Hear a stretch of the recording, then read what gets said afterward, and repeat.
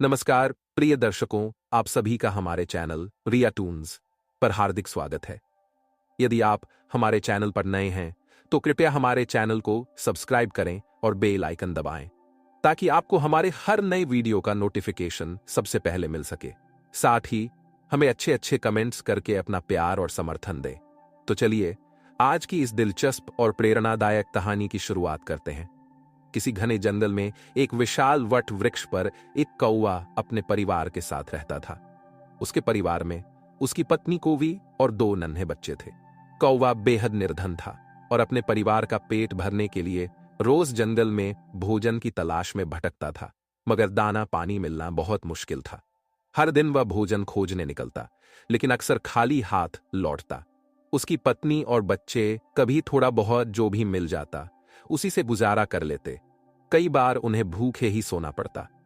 कौवा जब भी कुछ खाने योग्य पाता तो पहले अपने बच्चों को खिलाता और खुद भूखा रह जाता। एक दिन जब उनके पास खाने के लिए कुछ भी नहीं था तो कोवी ने दुखी होकर कहा, पिया जी, हमारे बच्चे बहुत भूखे हैं, चलो किसी और पक्षी से भीख मांग लेते हैं, नहीं तो ये भूख से मर जाएंगे। कोवी की बात सुनकर कौवा गंभीर होकर बोला, प्रिय, चाहे कितनी भी परेशानी आए, हम भीख नहीं मांग सकते।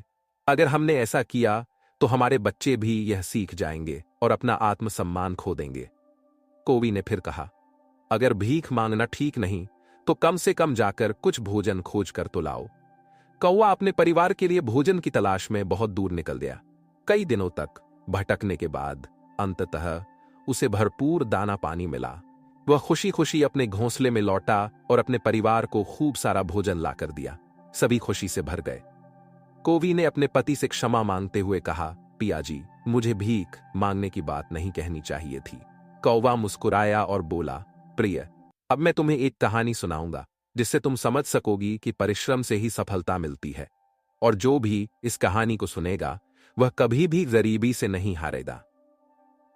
किसी शहर में एक गरीब परिवार रहता था जिसमें पति पत्नी 2 ही सदस्य थे। उनका छोटा सा कच्चा घर था और पति मजदूरी करके अपने घर का खर्च चलाता था। दोनों कठिनाइयों के बावजूद खुशहाल जीवन जी रहे थे। समय बीतने के साथ पत्नी गर्भवती हो गई। यह सुनकर पति बेहद प्रसन्न हुआ और उसने अपने आने वाले बच्चे के लिए कई सपने संजो लिए। प्रिय दर्शकों, समय अपनी रफ्तार से बीतता गया और धीरे धीरे वह दिन भी आ पहुंचा जब उस गरीब दंपति के घर एक नए मेहमान के आगमन की घड़ी निकट थी। पत्नी प्रसव पीड़ा से गुजर रही थी और उसका पति उसे अस्पताल में भर्ती कराने ले गया। वह अपने होने वाले बच्चे को लेकर कई सपने संजो रहा था, लेकिन नियति को कुछ और ही मंजूर था। जब प्रसव का समय करीब आया तो इसी दौरान एक भयानक दुर्घटना ने उस गरीब व्यक्ति की जान ले ली। एक ओर अस्पताल में नवजीवन जन्म लेने को था और दूसरी ओर उसके जीवन साथी की चिता जल रही थी। जब पत्नी को इस दुखद समाचार की जानकारी मिली तो उसका हृदय छलनी हो गया। दुनिया में उसका एकमात्र सहारा उसका पति ही था और अब वह भी उसे अकेला छोड़कर चला गया। वह फूट फूट कर रोने लगी और भगवान से गुहार करने लगी, हे प्रभु, यह कैसा अन्याय किया। मेरे बच्चे को जन्म से पहले ही अनाथ कर दिया। कम से कम उसके भविष्य का तो ख्याल रखा होता।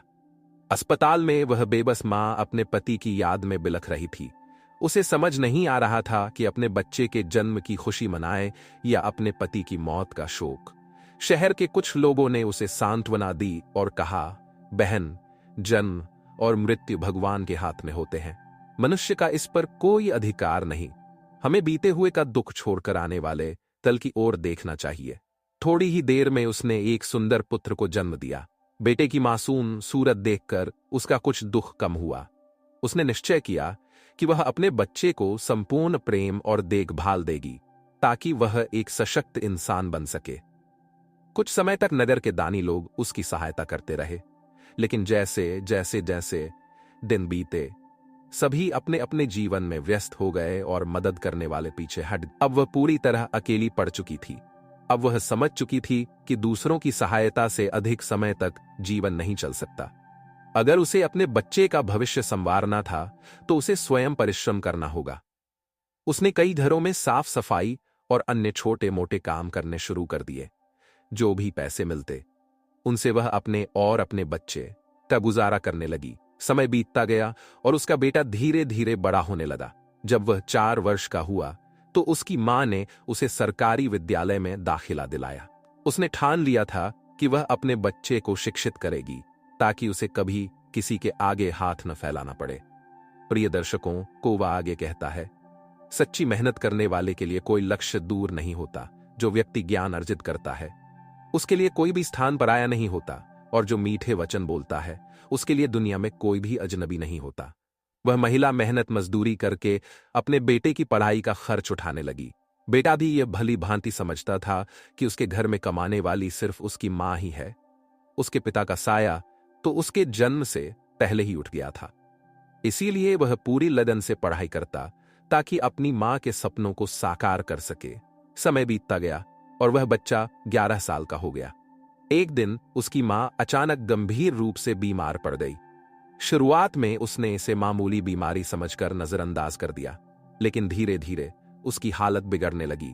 बीमारी के कारण वह काम पर भी नहीं जा पा रही थी और घर में इतने पैसे भी नहीं थे कि वह सही इलाज करवा सके।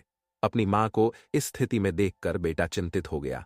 वह तुरंत मां के पास आया और बोला, मां, तुम चिंता मत करो, मैं अभी डॉक्टर से दवाई लेकर आता हूं। इसे लेने के बाद तुम जल्दी ठीक हो जाओगी। बेटे की बात सुनकर मां की आंखें नम हो गई। उसने कांपती आवाज में कहा, बेटा, अब मुझे कहीं जाने की जरूरत नहीं है। मेरा समय पूरा हो चुका है। अब मैं तेरे पिता के पास जाना चाहती हूं, लेकिन जाने से पहले मैं तुझसे एक वादा लेना चाहती हूं। मां ने बेटे का हाथ पकड़ा और कहा, जब तू इस दुनिया में नहीं आया था तब तेरे पिता और मैंने एक सपना देखा था कि हम अपने बच्चे को पढ़ा लिखा कर इतना काबिल बनाएंगे कि उसे कभी गरीबी में जीवन न गुजारना पड़े। मगर मैं उस सपने को पूरा नहीं कर सकी।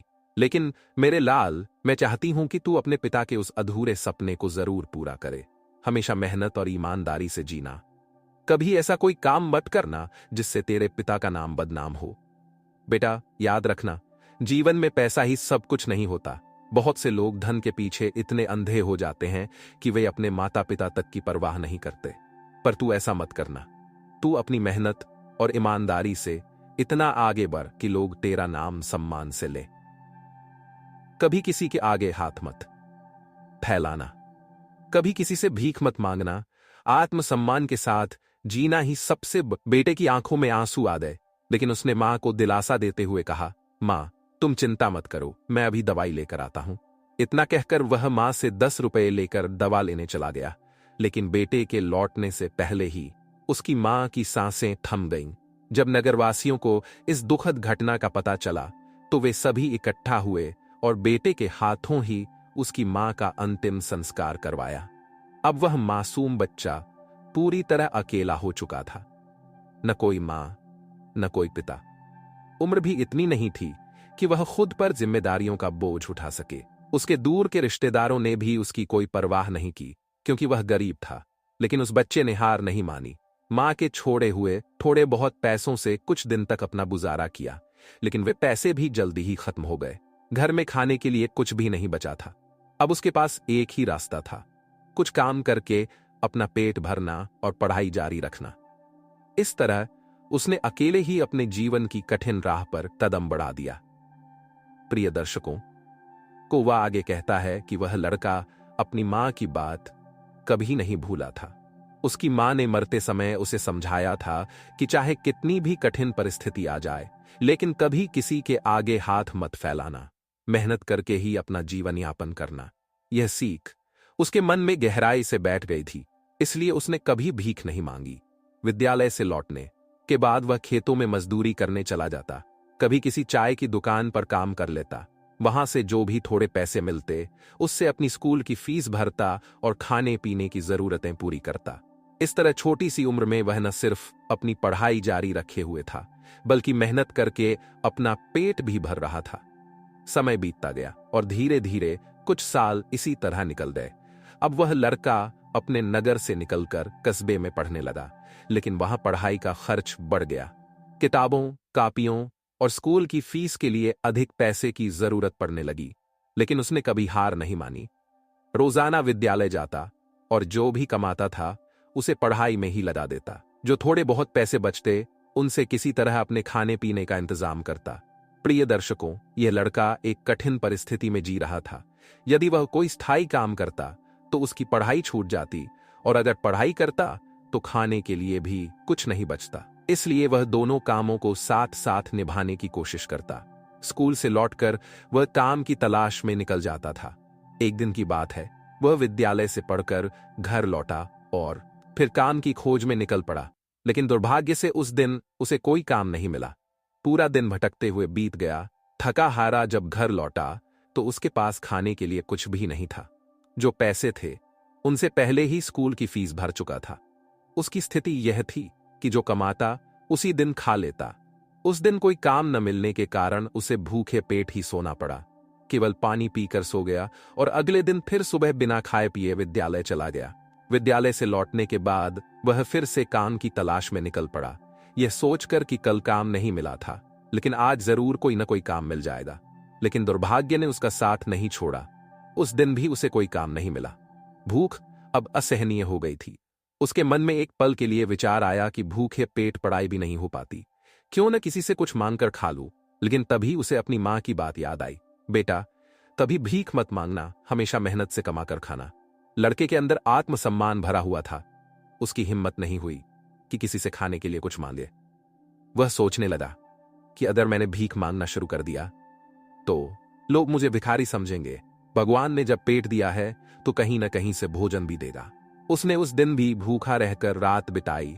सुबह जब उठा तो भूख के कारण उसे चक्कर आने लगे। उसकी उम्र ही कितनी थी, वह भूख की मार कैसे सह सकता था।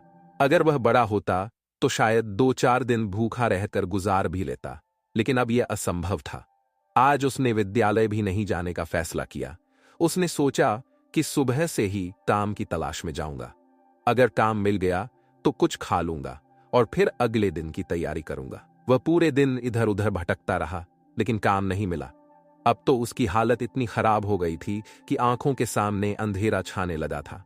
पैरों में भी चलने की ताकत नहीं बची थी।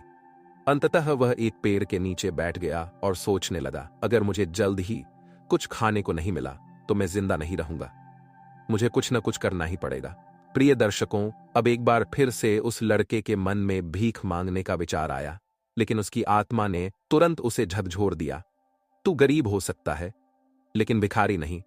अगर तू आज भीख मांग लेगा तो धीरे धीरे यह आदत बन जाएगी और एक दिन सच में भिखारी बन जाएगा। लड़का काफी देर तक इसी उधेड़बुन में पड़ा रहा। फिर उसके मन में एक और विचार आया, भीख मांगना और मदद मांगना दो अलग चीजें हैं। मैं किसी से भीख नहीं मांगूंगा, लेकिन मदद तो ले सकता हूं। भीख वह होती है जो कभी लौटाई नहीं जाती, जबकि मदद वह होती है जिसे हम किसी न किसी रूप में वापस कर सकते हैं। यह सोचकर लड़के ने फैसला किया कि वह आज किसी से मदद मांग लेगा और जब उसे काम मिल जाएगा तो वह उस मदद का कर्ज चुका देगा। अब लड़का आगे बढ़ता है और नगर के बाहर उसे एक बड़ा सा घर दिखाई देता है। वह धीरे धीरे चलते हुए उस घर के द्वार तक पहुंचता है और हल्के से दरवाजा खटखटाता है। कुछ ही देर में घर के अंदर से एक महिला बाहर आती है। जैसे ही उसने दरवाजे पर खड़े लड़के को देखा, उसकी आंखों में एक अजीब सी ममता झलकने लगी। वह देख सकती थी कि यह मासूम बच्चा बेहद उदास और कमजोर लग रहा था। महिला ने नरम आवाज में पूछा, बेटा तुमने दरवाजा क्यों खटखटाया? तुम्हें कुछ चाहिए? लड़का दोनों हाथ जोड़कर विनम्रता से बोला, माँ जी, मैंने दोपहर के समय आपको परेशान किया, इसके लिए क्षमा चाहता हूं। महिला ने प्यार से मुस्कुराकर कहा, बेटा कोई बात नहीं, बताओ मैं तुम्हारी क्या मदद कर सकती हूं। प्रिय दर्शकों को वह आगे कहता है कि वह महिला भी एक मां थी और इसलिए उसके शब्दों में ममता थी। जैसे ही उसने लड़के से पूछा कि उसे क्या चाहिए, लड़के के मन में एक पल को आया कि वह सच्चाई बता दे। मुझे 3 दिनों से भोजन नहीं मिला, भूख के कारण मेरी हालत बहुत खराब है। लेकिन तभी उसका आत्मसम्मान जाग उठा और उसने खुद को रोक लिया। वह भोजन मांगने के बजाय केवल पानी मांग बैठा। वह बोला, माँ जी, मुझे बहुत प्यास लगी थी, इसलिए मैंने दरवाजा खटखटाया। क्या मुझे एक गिलास पानी मिल सकता है? प्रिय दर्शकों, लेकिन वह महिला बहुत समझदार थी। उसने एक नजर में ही भांप लिया कि यह बच्चा केवल प्यासा ही नहीं बल्कि भूखा भी है। वह मुस्कुराई और बोली, बेटा थोड़ा इंतजार करो, मैं अभी तुम्हारे लिए पानी लेकर आती हूं। महिला घर के अंदर गई, लेकिन पानी के बजाय वह अपनी रसोई से एक गिलास दूध और कुछ लड्डू लेकर लौटी। उसने लड़के की ओर दूध से भरा गिलास बढ़ाया। लड़के ने जैसे ही गिलास पकड़ा तो उसने देखा कि उसमें पानी नहीं बल्कि दूध था। उसे अपनी आंखों पर यकीन नहीं हुआ। दूध देखकर उसकी आंखें खुशी से चमक उठीं। मन ही मन वह उस दयालु महिला को ढेरों दुआएं देने लगा। महिला ने प्यार से कहा, बेटा, पहले लड्डू खा लो, दूध अभी गर्म है, जब यह ठंडा हो जाए तब भी लेना। लड़का महिला को देखता रहा। उसे ऐसा महसूस हुआ जैसे उसकी अपनी मां ही उसे दूध पिलाने के लिए बैठी हो। उसके दिल में उस महिला के प्रति गहरा सम्मान उमड़ पड़ा। उसने सोचा, कितनी नेक दिल मां है, मैंने तो सिर्फ पानी मांगा था और इन्होंने मुझे दूध दे दिया। वह चुपचाप बैठकर आराम से लड्डू खाने लगा और फिर धीरे धीरे दूध पी लिया। महिला ने फिर प्यार से पूछा, बेटा, तुम्हें और कुछ चाहिए? लड़का कुछ पल के लिए सोच में पड़ गया। उसने महसूस किया कि इस महिला ने बिना कोई सवाल किए उसकी मदद की, लेकिन उसके पास देने के लिए कुछ भी नहीं था। उसका स्वाभिमान कह रहा था कि वह इस मदद का कोई न कोई प्रतिदान करे। वह बोला, मां जी, मैंने सिर्फ पानी मांगा था, लेकिन आपने मुझे दूध पिलाया। मैं आपके इस उपकार के बदले में क्या दे सकता हूं? महिला ने मुस्कुराते हुए कहा, बेटा, मैंने तुम्हें दूध इसलिए नहीं दिया कि बदले में कुछ मांगू। तुम्हारा चेहरा देखकर ही मुझे समझ आ गया था कि तुम भूखे हो, इसलिए मैंने सोचा कि पानी की बजाय तुम्हें दूध ही दे दूं। लड़के की आंखों में कृतज्ञता के आंसू थे, लेकिन वह फिर भी बोला, नहीं मां जी, आप मुझसे कुछ न कुछ तो जरूर मांगिए, मैं अपनी हैसियत के अनुसार आपको कुछ न कुछ जरूर दूंगा। प्रिय दर्शकों, महिला लड़के की बात सुनकर सोचने लगी, यह बच्चा कितना स्वाभिमानी है। जब लड़का बार बार इस बात पर जोर देने लगा कि वह कुछ न कुछ लौटाना चाहता है, तो महिला ने उसका मन रखने के लिए कहा, बेटा, मैंने तुम्हें दूध पिलाकर कोई एहसान नहीं किया, लेकिन अगर तुम सच में मुझे कुछ देना चाहते हो तो बस मुझे एक वचन दो। जिस प्रकार आज मैंने तुम्हारी सहायता की है, वैसे ही जब कभी तुम सक्षम बनो तो किसी जरूरतमंद की मदद जरूर करना। जिस दिन तुम ऐसा करोगे, उसी दिन तुम मेरे इस छोटे से उपकार से मुक्त हो जाओगे। प्रिय दर्शकों, उस महिला ने यह बात केवल इसलिए कही ताकि वह बच्चा खुद को किसी का एहसानमंद न समझे और खुशी खुशी अपने रास्ते पर आगे बढ़ सके। लड़के ने महिला की बात को अपने दिल में बसा लिया। उसने झुककर महिला के पैर छुए और काम की तलाश में आगे बढ़ गया। धीरे धीरे समय बीतने लगा। जिस विद्यालय में वह लड़का पढ़ता था, उसी विद्यालय में उस महिला का बेटा भी पढ़ता था, जिसने एक दिन उसे दूध पिलाया था। एक दिन जब वह महिला अपने बेटे को विद्यालय छोड़ने आई, तो उसकी नजर उसी बच्चे पर पड़ी। उसने तुरंत उसे पहचान लिया। महिला ने विद्यालय के प्रधानाध्यापक से पूछा, यह लड़का कौन है? प्रधानाध्यापक ने उत्तर दिया, इसका नाम गोपाल है। यह एक अनाथ बच्चा है। बहुत छोटी उम्र में ही इसके माता पिता का निधन हो गया था। यह सुनकर महिला को गहरा दुख हुआ। उसने सोचा, जब इसके माता पिता नहीं हैं, तो इसकी पढ़ाई का खर्च कौन उठा रहा है? प्रधानाध्यापक ने बताया, बहन जी, गोपाल बहुत ही मेहनती और होनहार बच्चा है। वह खुद अपने पढ़ाई का खर्च उठाता है, दिन में पढ़ाई करता है और शाम को मजदूरी करके अपनी विद्यालय की फीस भरता है। जब कभी फीस समय पर नहीं दे पाता तो हम भी उस पर ज्यादा दबाव नहीं डालते। प्रिय दर्शकों, कोवा आगे अपनी पत्नी कोवी से कहता है, प्रिय, जब उस महिला को गोपाल की कठिनाइयों के बारे में पता चला तो उसका हृदय करुणा से भर उठा। उसने महसूस किया कि ऐसे जरूरतमंद बच्चों की सहायता करनी ही सच्ची मानवता है। आखिर जिनका कोई नहीं होता, वही तो भगवान के सबसे प्रिय होते हैं। उनकी सहायता करना भगवान को प्रसन्न करने के समान है। लेकिन महिला समझ गई कि गोपाल कभी किसी से सीधे तौर पर मदद नहीं लेगा, क्योंकि वह स्वाभिमानी बच्चा था। तब उसने प्रधानाध्यापक से अनुरोध किया, श्रीमान जी, यदि मैं इस बच्चे की विद्यालय की फीस भरना चाहूं तो क्या आपको कोई आपत्ति होगी? प्रधानाध्यापक बोले, बहन जी, आपकी सोच बहुत ही सराहनीय है। आप उसकी फीस भरेंगी तो यह बहुत अच्छा होगा, लेकिन मुझे स्वीकार करेगा। महिला मुस्कुराई और बोली, आप बस उसे किसी तरह समझा दीजिए। उससे कहिए कि सरकार ने उसकी फीस माफ कर दी है ताकि वह निश्चिंत होकर पढ़ाई कर सके। प्रिय दर्शकों, प्रधानाध्यापक इस बात से सहमत हो गए। महिला ने गोपाल की पूरे वर्ष की फीस चुपचाप भर दी और अपने घर लौट गई। वह हर साल उसकी फीस भरती रही ताकि गोपाल बिना किसी चिंता के अपनी पढ़ाई जारी रख सके। अब गोपाल पूरे मन से पढ़ाई करने लगा। खाने पीने के लिए वह पास की किसी दुकान में काम कर लिया करता था। कोवा आगे कहता है, प्रिय दर्शकों, जब कोई डूब रहा हो तो एक छोटा सा सहारा भी बहुत बड़ी उम्मीद बन जाता है।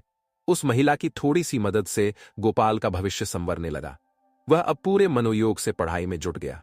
कुछ वर्षों बाद आगे की पढ़ाई के लिए गोपाल को शहर जाना पड़ा। उसने सोचा, शहर में रहकर कोई छोटी मोटी नौकरी कर लूंगा और अपनी पढ़ाई भी जारी रखूंगा। प्रिय दर्शकों, जब वह महिला विद्यालय में गोपाल की फीस भरने के लिए जाती है तो प्रधानाध्यापक उसे बताते हैं, बहन जी, अब आपको उसकी फीस भरने की आवश्यकता नहीं है। गोपाल अपनी आगे की पढ़ाई के लिए शहर चला गया है। यह सुनकर महिला कुछ क्षण के लिए चुप रह जाती है, फिर मन ही मन सोचती है, कोई बात नहीं, शायद भगवान ने मुझे सिर्फ इतने समय तक उसकी सहायता करने का अवसर दिया था। हे प्रभु, उस बालक पर अपनी कृपा बनाए रखना, वह जहां भी रहे खुशहाल और सफल रहे। इस विचार के साथ वह महिला घर लौट आती है और अपनी गृहस्थी में व्यस्त हो जाती है। प्रिय दर्शकों, उधर गोपाल शहर में जाकर अपनी पढ़ाई में जुट जाता है। अपने खर्चों को पूरा करने के लिए वह एक नौकरी भी कर लेता है। समय यूं ही बीतता जाता है और देखते ही देखते 25 वर्ष बीत जाते हैं। इन वर्षों में ना तो गोपाल उस महिला से मिल पाता है और ना ही वह महिला गोपाल से। प्रिय दर्शकों, इस दौरान वह महिला का बेटा भी बड़ा हो जाता है। वह एक सफल व्यापारी बन चुका था। वैसे भी महिला का परिवार पहले से ही संपन्न था और अब उसके बेटे ने भी अपने व्यापार से काफी धन संपत्ति अर्जित कर ली थी। महिला का बेटा न केवल आर्थिक रूप से सक्षम था बल्कि बहुत ही संस्कारी भी था। वह अपनी मां का बहुत सम्मान करता था और उनका भरपूर ख्याल रखता था। प्रिय दर्शकों, कोवा आगे अपनी पत्नी से कहता है, प्रिय, एक दिन वही महिला अचानक बहुत बीमार पड़ गई। शाम को जब उसका बेटा घर लौटा तो अपनी मां की हालत देखकर वह बेहद चिंतित हो गया। वह तुरंत उन्हें अस्पताल में भर्ती करवाता है। जांच के बाद डॉक्टर ने बताया, आपकी मां को कैंसर हो गया है। यह सुनकर बेटा स्तब्ध रह जाता है। वह डॉक्टर से कहता है, डॉक्टर साहब, मेरी मां का इलाज अच्छे से कीजिए, पैसों की चिंता बिल्कुल मत कीजिए। तब डॉक्टर गंभीर स्वर में बोले, बेटा, तुम्हारी मां को कैंसर है और इस बीमारी का इलाज बहुत महंगा होता है। छोटे अस्पतालों में इसका समुचित इलाज संभव नहीं है। इसके लिए तुम्हें किसी बड़े शहर के विशेष अस्पताल में जाना होगा। वहां इलाज तो हो सकता है लेकिन खर्चा बहुत अधिक आएगा। महिला का बेटा दृढ़ता से बोला, डॉक्टर साहब, मैं अपनी मां को ठीक करने के लिए किसी भी हद तक जा सकता हूं। आप मुझे बस ये बताइए कि मैं उन्हें कहां ले जाऊं। डॉक्टर ने उसे बड़े शहर में स्थित कैंसर अस्पताल की जानकारी दी और वहां के डॉक्टर का संपर्क नंबर और पता भी दे दिया। बेटा एक पल की भी देर नहीं करता। वह तुरंत अपनी मां को लेकर उस बड़े शहर के अस्पताल के लिए रवाना हो जाता है। प्रिय दर्शकों, उसकी मां बार बार अपने बेटे को समझाने की कोशिश करती रही, बेटा, तुम मुझे कहां ले जा रहे हो? बड़े शहर में इलाज कराना बहुत महंगा होगा। हमारे पास इतना धन कहां है? यहीं के डॉक्टर से दवा ले लेते हैं। धीरे धीरे मैं ठीक हो जाऊंगी। तुम बेवजह चिंता मत करो। लेकिन बेटा दृढ़ता से बोला, मां, इस दुनिया में सिर्फ तुम ही हो जिसकी मौजूदगी से मुझे कभी अकेलापन महसूस नहीं होता, जिससे मुझे हिम्मत मिलती है। अगर तुम्हें कुछ हो गया तो मैं क्या करूंगा? पैसा तो दोबारा कमाया जा सकता है, लेकिन तुम्हारी जगह कोई नहीं ले सकता। इसलिए मैं तुम्हें किसी भी हाल में इस बीमारी से हारने नहीं दूंगा। यह कहकर वह अपनी मां को लेकर बड़े शहर के अस्पताल पहुंच जाता है। प्रिय दर्शकों, जब वे अस्पताल पहुंचे तो पता चला कि जिस डॉक्टर से इलाज करवाना था वह फिलहाल विदेश में एक मरीज के इलाज के लिए गए हुए हैं। अस्पताल के कर्मचारियों ने बताया, डॉक्टर साहब कल वापस आएंगे, तब तक आप अपनी मां को अस्पताल में भर्ती करा सकते हैं। बिना कोई देर किए बेटा अपनी मां को अस्पताल में भर्ती करवा देता है और डॉक्टर साहब के आने का इंतजार करने लगता है। अगले दिन जब डॉक्टर अस्पताल लौटते हैं तो लड़का उनके पास जाकर अपनी मां की हालत के बारे में विस्तार से बताता है। डॉक्टर ने उसे भरोसा दिलाया, जांच के आधार पर कह सकता हूं कि आपकी मां ठीक हो सकती हैं, लेकिन इलाज लंबा चलेगा और खर्चा भी अधिक आएगा। बेटा बिना किसी हिचकिचाहट के कहता है, डॉक्टर साहब, चाहे जितना भी समय लगे चाहे मुझे अपना सब कुछ बेचना पड़े। मैं अपनी मां को पूरी तरह ठीक कराकर ही ले जाऊंगा। प्रिय दर्शकों, इस तरह डॉक्टर ने उसकी मां का इलाज शुरू कर दिया। यदि इलाज छोटे शहर में होता तो खर्चा कम हो सकता था, लेकिन बड़े अस्पताल का खर्चा बहुत अधिक था। फिर भी लड़के ने हिम्मत नहीं हारी। उसके लिए दुनिया में सबसे अनमोल चीज उसकी मां थी। डॉक्टर जो भी दवाइयां लिखते वह बहुत महंगी होती, फिर भी लड़का अपनी मां की सेहत के लिए कोई कसर नहीं छोड़ता। वह हर जरूरी दवा खरीद कर लाता और पूरी लगन से अपनी मां की देखभाल करता। इस दौरान उसका व्यापार भी प्रभावित होने लगा। अपनी मां की देखभाल में वह अपने कारोबार को समय नहीं दे पा रहा था, जिससे व्यापार ठप पड़ गया। धीरे धीरे इलाज का 1 महीना बीत गया। मां की तबीयत में सुधार होने लगा, लेकिन बेटे की सारी जमा पूंजी इलाज में खत्म हो गई। जब मां को इस बात का एहसास हुआ तो वह बेटे से कहती है, बेटा, तुम मुझ पर इतना खर्च क्यों कर रहे हो? दवाइयां इतनी महंगी हैं, डॉक्टर की फीस भी बहुत ज्यादा है। अब तो तुम्हारा व्यापार भी बंद हो गया है, आगे का खर्च कैसे संभालोगे? लेकिन बेटा मुस्कुराते हुए कहता है, मां, तुम चिंता मत करो, जरूरत पड़ी तो मैं अपना मकान और दुकान भी बेच दूंगा, लेकिन तुम्हारा इलाज जारी रखूंगा। मां अपने बेटे की इस जिद के आगे मजबूर हो जाती है।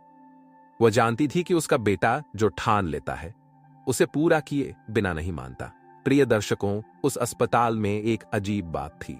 वहां का सबसे वरिष्ठ और व्यस्त डॉक्टर, जिसके पास हमेशा मरीजों की लंबी कतार लगी रहती थी, वह जब भी लड़के की मां से मिलने आता तो घंटों बैठकर उनसे बातें करता। यह देखकर मां को आश्चर्य होता। वह सोचती, इतना बड़ा डॉक्टर जिसे हर पल सैकड़ों मरीजों की जरूरत होती है, आखिर मुझसे इतनी देर तक क्यों बातें करता है? लेकिन उन्हें यह बातचीत अच्छी भी लगती थी। प्रिय दर्शकों, इस तरह कई दिन बीत गए। एक दिन लड़का डॉक्टर के पास गया और चिंतित स्वर में पूछा, डॉक्टर साहब, मेरी मां का इलाज अभी और कितने दिन चलेगा? डॉक्टर मुस्कुराते हुए बोले, तुम निश्चिंत रहो, तुम्हारी मां पूरी तरह स्वस्थ हो चुकी है, लेकिन अंतिम जांच कराना जरूरी है। उसकी रिपोर्ट आने दो, अगर सब कुछ ठीक रहा तो तुम अपनी मां को घर ले जा सकते हो। यह सुनकर लड़के को राहत मिली। अब वह बेसब्री से रिपोर्ट का इंतजार करने लगा। 2 दिन बाद जब रिपोर्ट आ गई तो लड़का तुरंत डॉक्टर के पास पहुंचा और उत्सुकता से पूछा, डॉक्टर साहब, मेरी मां अब कैसी है? कहीं कोई समस्या तो नहीं है? डॉक्टर ने मुस्कुराते हुए कहा, बिल्कुल चिंता मत करो, रिपोर्ट शानदार आई है, तुम्हारी मां पूरी तरह ठीक हो चुकी है। अब तुम उन्हें अपने घर ले जा सकते हो। यह सुनकर लड़के की खुशी का ठिकाना नहीं रहा। उसने डॉक्टर का तहे दिल से आभार जताया और तुरंत अपनी मां के पास गया।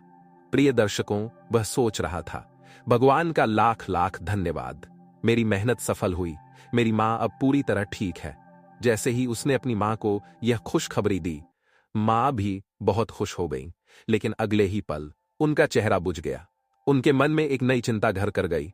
इलाज का खर्चा तो बहुत अधिक आया होगा, मेरा बेटा इतनी बड़ी रकम कहां से चुकाएगा? उनकी सारी जमा पूंजी तो पहले ही इलाज में खर्च हो चुकी थी। अब अस्पताल का भारी भरकम बिल चुकाना संभव नहीं लग रहा था। मां की चिंता भांपकर बेटा मुस्कुराया और बोला, मां, तुम चिंता मत करो, अगर जरूरत पड़ी तो मैं अपना घर दुकान सब कुछ बेच दूंगा, लेकिन तुम्हारे इलाज का बिल चुका दूंगा। नया घर तो बाद में भी बनाया जा सकता है, लेकिन तुम्हारी जगह कोई नहीं ले सकता, इसलिए तुम्हें इन बातों की कोई फिक्र करने की जरूरत नहीं है। बेटे की बात सुनकर भी मां की चिंता कम नहीं हुई। उन्होंने अपने बेटे के भविष्य के बारे में सोचना शुरू कर दिया। अगर इसने सब कुछ बेच दिया तो आगे का जीवन कैसे चलेगा? इसका भविष्य क्या होगा? प्रिय दर्शकों, वह मां पूरी रात इसी सोच में डूबी रही। चिंता में डूबे हुए मां और बेटे के लिए वह रात बहुत लंबी लग रही थी। अगली सुबह जब अस्पताल से छुट्टी का समय आया तो एक कर्मचारी एक लिफाफा लेकर उनके पास आया। उसने बेटे को लिफाफा थमाते हुए कहा, डॉक्टर साहब ने आपके लिए यह बिल भेजा है, कृपया इसे ध्यान से देख लें और भुगतान करने के बाद अपनी मां को घर ले जाएं। बिल पकड़ाकर कर्मचारी चला गया। लड़के के मन में घबराहट थी। वह सोच रहा था कि आखिर कितना भारी भरकम खर्च सामने आने वाला है। उसकी बेचैनी देखकर मां भी चिंतित हो गई। बेटा जैसे ही लिफाफा खोलने लगा, मां ने झट से उसके हाथ से बिल छीन लिया। प्रिय दर्शकों, जैसे ही मां ने लिफाफा खोला, उसी समय अस्पताल के सबसे वरिष्ठ डॉक्टर भी वहां पहुंच गए। मां ने अंदर देखा तो उसमें कोई लंबी चौड़ी रकम नहीं, बल्कि एक छोटी सी पर्ची रखी हुई थी। मां ने कांपते हाथों से वह पर्ची निकाली और पढ़ने लगी। उस पर लिखा था, हेमा जी, आपके अस्पताल का बिल तो 25 साल पहले ही चुका दिया गया था, जब आपने 2 दिन से भूखे एक छोटे बच्चे को एक गिलास दूध और कुछ लड्डू खिलाए थे और फिर अगले 5 साल तक उसकी पढ़ाई का खर्च उठाया था। ये पढ़ते ही मां स्तब्ध रह गईं। उनके चेहरे पर आश्चर्य और भावनाओं का तूफान उमड़ पड़ा। इधर बेटा अधीर हो उठा। उसने मां से पूछा, मां, डॉक्टर साहब ने कितना बिल दिया है? मां ने चुपचाप वह पर्ची बेटे के हाथ में थमा दी। जब बेटे ने उसे पढ़ा तो वह भी चौंक गया। वह उत्सुकता से मां से पूछने लगा, मां, क्या आप पहले से डॉक्टर साहब को जानती हैं? यह 25 साल पुरानी बात इस पर्ची पर क्यों लिखी है? मां की आंखें भावनाओं से भर आईं। उन्होंने गहरी सांस ली और कहा, बेटा, मैं इन्हें पहले से नहीं जानती थी, आज ही सच्चाई का पता चला है। बेटा अभी भी उलझन में था। उसने फिर पूछा, तो फिर यह सब क्या है? आखिर डॉक्टर साहब हमारे लिए ऐसा क्यों कर रहे हैं? मां ने आंखें नम करते हुए कहा, बेटा, यह कहानी 25 साल पुरानी है। जब तुम बहुत छोटे थे, तब एक दिन भरी दोपहर में एक कमजोर, भूखा प्यासा लड़का हमारे दरवाजे पर आया था। उसने सिर्फ एक गिलास पानी मांगा था। जब मैंने उसके चेहरे की हालत देखी तो समझ गई कि वह कई दिनों से भूखा था। मैं रसोई में गई और उसे दूध के साथ कुछ लड्डू खाने के लिए दे दिए। वह बच्चा इतना भूखा था कि तुरंत दूध पी गया, लेकिन फिर झिझकते हुए मुझसे कहने लगा, मां जी, मैं आपके इस उपकार का ऋण कैसे चुका पाऊंगा? मैंने मुस्कुराकर कहा था, बेटा, मैंने तुम्हारी मदद कोई एहसान समझकर नहीं की है, लेकिन अगर तुम सच में कुछ लौटाना चाहते हो तो बस इतना करना कि जब कभी किसी जरूरतमंद को मदद की आवश्यकता हो तो तुम भी उसकी सहायता करना। यही मेरा ऋण चुकाने का सबसे अच्छा तरीका होगा। मां की आंखों से आंसू छलक पड़े। वह भावुक होकर बोली, बेटा, मुझे क्या पता था कि वह नन्हा भूखा बच्चा जिसे मैंने एक गिलास दूध दिया था, वह 25 साल बाद इतना बड़ा डॉक्टर बन जाएगा और मेरी जिंदगी बचाने के लिए मेरे सामने खड़ा होगा। दुनिया में ज्यादातर लोग मदद लेकर उसे भूल जाते हैं, लेकिन इस बच्चे ने मेरी वह छोटी सी दया आज भी याद रखी है। मैं इस बात को सोचकर हैरान थी कि वही डॉक्टर साहब जिनसे हम आज मिल रहे हैं, वही बच्चा है जिसे मैंने बरसों पहले सहारा दिया था। इधर मां और बेटा अपनी पुरानी यादों में खोए बातें कर रहे थे। उधर डॉक्टर साहब चुपचाप उनके पीछे खड़े उनकी बातों को सुन रहे थे। उनकी आंखों में आंसू थे और उनके मन में बचपन की वह घड़ी ताजा हो गई जब वे भूखे प्यासे इस मां के दरवाजे पर पहुंचे थे। डॉक्टर साहब खुद को रोक नहीं सके। वे आगे बढ़े, श्रद्धा से झुककर उस मां के चरण छू लिए और उनके पास बैठ गए। भावुक होकर बोले, मां जी, मैं वही छोटा बच्चा हूं जिसके आत्मसम्मान की आपने कभी रक्षा की थी। आपके वे शब्द जो आपने बरसों पहले कहे थे आज भी मेरे कानों में गूंजते हैं। डॉक्टर साहब की आवाज में गहराई थी। वे आगे बोले, मैंने आपकी उन बातों को ही अपने जीवन का संस्कार बना लिया। बचपन में बहुत संघर्ष देखे, कई मुश्किलों का सामना किया, लेकिन कभी हार नहीं मानी। अगर आपने उस दिन मुझे सहारा न दिया होता, मेरी पढ़ाई का खर्च न उठाया होता, तो शायद मैं आज यहां तक नहीं पहुंच पाता। यह सब आपकी बदौलत ही संभव हुआ है। जिस दिन आपने ममता से ओत-प्रोत होकर मुझे दूध पिलाया था, उसी दिन से मैंने आपको अपनी मां मान लिया था। यह कहते हुए डॉक्टर साहब ने आगे बढ़कर वह सारी रकम लौटा दी जो मां के इलाज में खर्च हुई थी। फिर श्रद्धा से उनके चरणों में अपना सिर रख दिया। मां की आंखें भर आईं। उन्होंने डॉक्टर साहब को उठाया और गले से लगा लिया। दोनों की आंखों से अश्रु बह रहे थे, लेकिन वे आंसू दुख के नहीं बल्कि अपार प्रेम और कृतज्ञता के थे। प्रिय दर्शकों, अस्पताल के बाकी लोग यह दृश्य देख रहे थे और सभी स्तब्ध थे। वहां मौजूद हर व्यक्ति की आंखें नम हो गईं। यह एक ऐसा क्षण था जिसने सभी के हृदय को छू लिया। प्रिय दर्शकों, कौवा अपनी पत्नी कौवी से कहता है कि हे प्रिय, मेरी यह 4 बातें जो भी मनुष्य अच्छे से सुन लेगा वह कभी गरीब नहीं रहेगा। पहली बात, जीवन में आने वाले बदलावों से घबराना नहीं चाहिए। परिवर्तन केवल नई संभावनाओं के द्वार खोलते हैं। जब हम बदलाव को स्वीकार कर आगे बढ़ते हैं तो जीवन हमें बेहतर अवसर प्रदान करता है। जो व्यक्ति बीते हुए संघर्षों से सीखता है वही सही राह पकड़ता है, लेकिन जो घटनाओं से टूट जाता है वह आगे नहीं बढ़ पाता। दूसरी बात, अंधकार कितना भी घना हो, एक छोटी सी रोशनी उसे मिटा सकती है। जीवन में यदि कोई कठिन समय आता है तो ज्ञान रूपी दीपक से उस अंधेरे को दूर किया जा सकता है। शिक्षा और ज्ञान वे पूंजी हैं जो किसी भी इंसान को विपरीत परिस्थितियों से उबार सकती हैं और उसे सही मार्ग पर ला सकती है।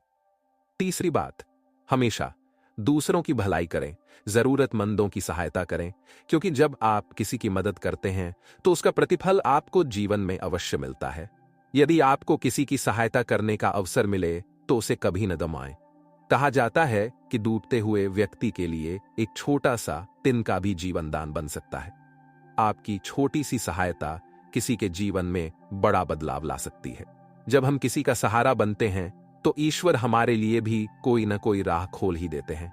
मुसीबतें आएंगी, कठिनाइयां जीवन का हिस्सा हैं, लेकिन जब एक दरवाजा बंद होता है तो 10 और रास्ते खुल जाते हैं। संघर्ष और कठिनाइयां हमें निखारती हैं, हमें मजबूत बनाती हैं और हमें जीवन का बहुमूल्य अनुभव देती है, जो आगे चलकर हमारे बहुत काम आता है। चौथी बात, चाहे परिस्थितियां कितनी भी कठिन क्यों ना हो, लेकिन किसी भी हाल में इंसान को कभी भीख मांगकर जीवन नहीं गुजारना चाहिए। भीख मांगना केवल स्वयं के आत्मसम्मान को ठेस पहुंचाने का कार्य करता है। जब कोई व्यक्ति बिना मेहनत किए खाने का आदी हो जाता है तो धीरे धीरे उसका आत्मविश्वास समाप्त हो जाता है और वह अपनी ही नजरों में गिर जाता है। सफलता उन्हीं को मिलती है जो मेहनत को अपना धर्म समझते हैं।